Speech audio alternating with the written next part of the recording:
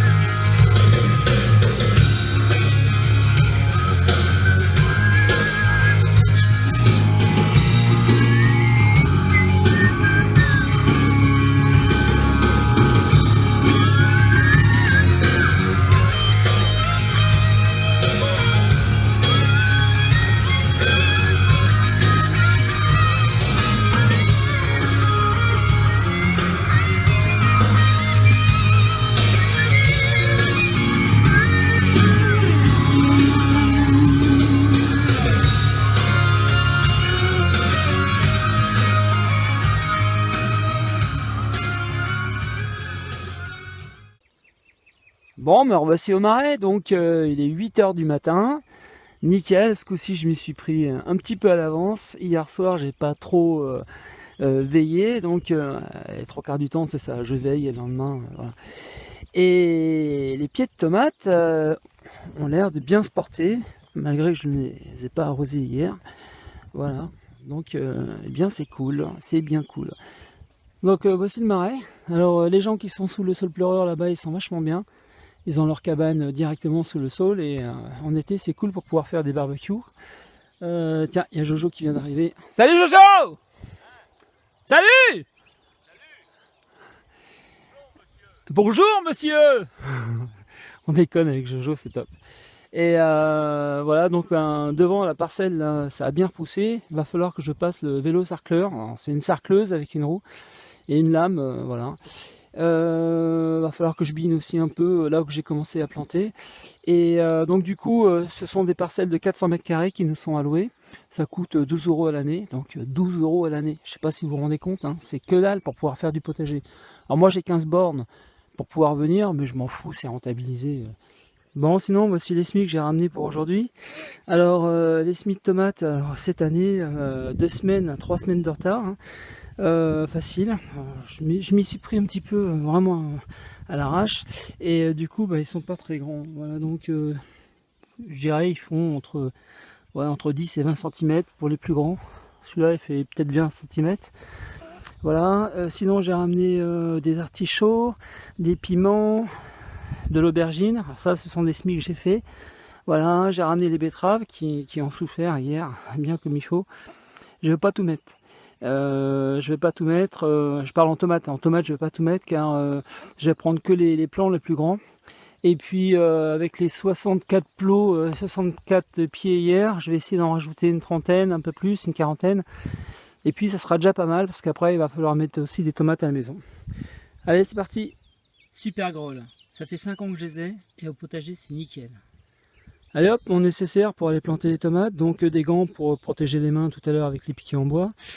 Le râteau pour faire les rigoles, la masse pour enfoncer les piquets bien sûr, la fourche bêche, eh bien au départ je l'utilise, puis après je suis carrément à 4 pattes dans la terre en train de creuser, donc voilà.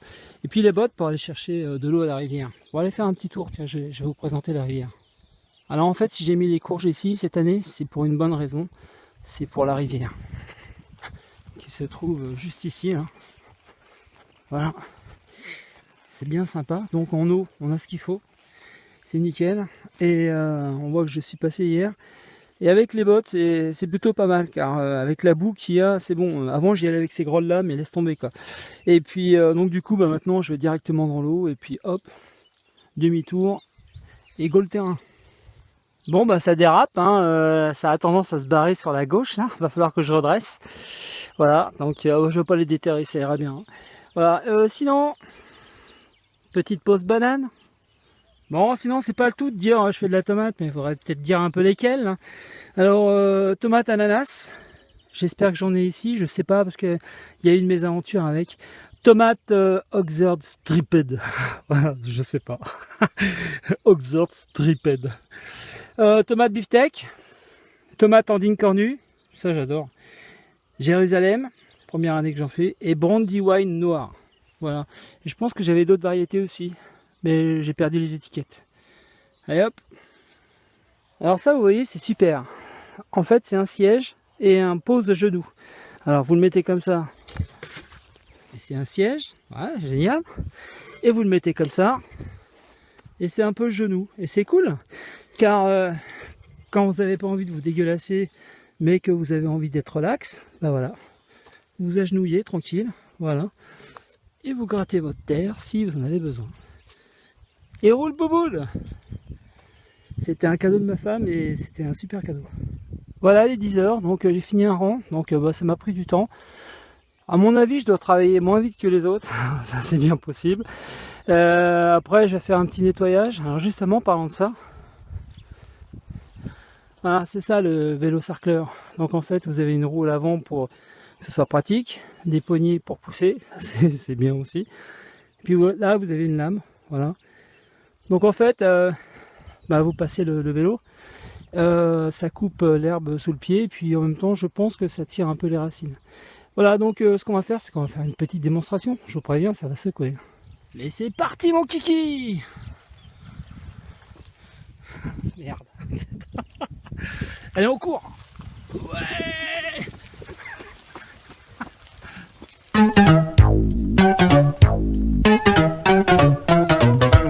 Et là qui va là? Inspecteur Gadget. Et là ça va pas? Oh là, je suis là! Inspecteur Gadget. Voilà, donc il est 11h16 et j'ai terminé les 2 rangs. Hein. Bon, j'ai pris mon temps, hein. J'ai pris mon temps. Hier, j'ai crapahuté un peu partout, donc voilà. Donc là, tranquillou, voilà. Bon, je vous présente le vélo sarcleur de compète. Voilà. Alors celui-là, il est top. Hein. Ce qu'il y a de bien, c'est qu'il est rigide, beaucoup plus rigide que celui que je vous ai montré tout à l'heure. Et il a une petite lame, elle n'est pas trop large, donc c'est bien pour passer entre les rangs. D'autant plus que moi, j'ai tendance à tout serrer. Et il envoie du bois, franchement je peux vous dire. Bon allez, on fait une petite vidéo pour voir, allez on essaie. Allez go!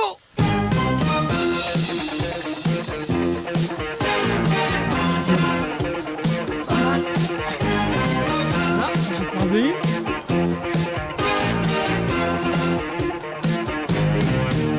Et go!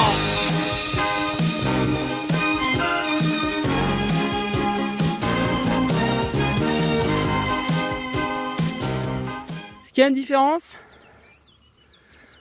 Bon bah on dirait que c'est plus net avec l'autre. Bon en tout cas je préfère celui-là. Allez hop. Voilà donc 4 rangs, une centaine de tomates. Un peu plus que l'année dernière. Je pense avoir assez de piquets. Alors maintenant j'ai fini les rigoles. Alors celle-là elle était vachement bien faite. Puis celle-là, les 3 autres, fatigué. Et puis je vais aller chercher de l'eau à la rivière, je vais arroser. Je sais que c'est un peu tôt, mais je m'en fous. Allez hop. De toute façon, si je le fais pas, voilà, donc j'arrose. Et de 1, et de 2, et non, pas et de 3. Donc il me manque des piquets. Il manque une 50aine de piquets. Donc mince, je pensais en avoir le compte. Voilà, je me suis un peu mal démerdé, tant pis, c'est pas grave. Bon, ça peut attendre la semaine prochaine. Hein. De toute façon, ces plans, ils étaient un peu petits. Et puis, disons que moi, ce qui me fait le plus peur, ce sont les courtilières. Voilà, comme ils sont un peu frêles comme plan. Après, au bout d'un moment, je vais être tranquille. Bon, voilà, fin de journée, parce que là, j'en ai marre. Finalement, ça m'arrange, parce que j'ai envie de rentrer chez moi. Et puis j'ai quand même bien bossé, quand même. Voilà, j'ai même planté des poivrons, des piments, et puis des aubergines encore. J'ai arrosé un peu à droite à gauche. Donc, voilà. Et puis, la semaine prochaine, il pleut. Donc, pour l'arrosage, c'est top. Allez, hop!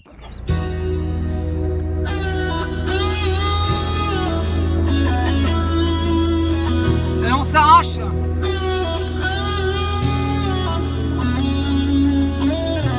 Je suis content de me barrer. Hein. Non, le potager c'est génial, mais c'est très loin d'être une passion, franchement.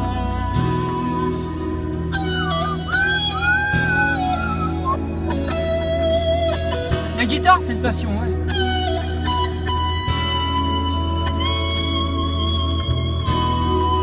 Valdorac aussi. L'informatique. Alors le potager. Alors c'est génial, hein, je kiffe. Mais